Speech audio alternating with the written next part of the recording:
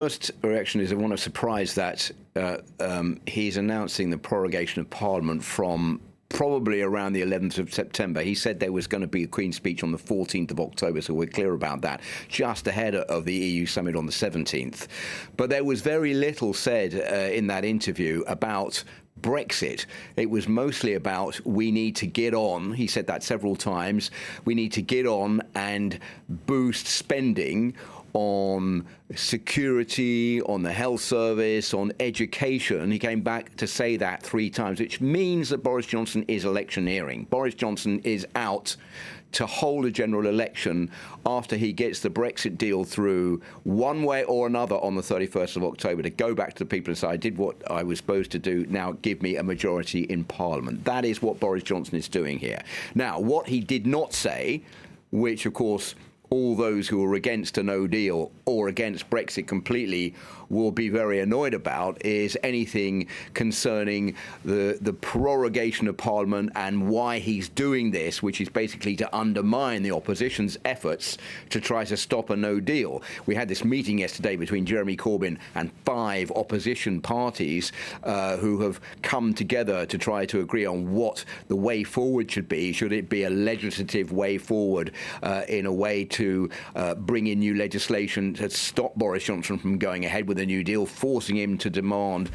require an extension from the European Union? Or are they going to try to topple Boris Johnson's government via a vote of no confidence? All that they don't seem to be able to decide on at the moment. But the way things stand now, if this goes ahead, this prorogation starting on the 11th of September, that gives them very little time between the return on the 3rd next week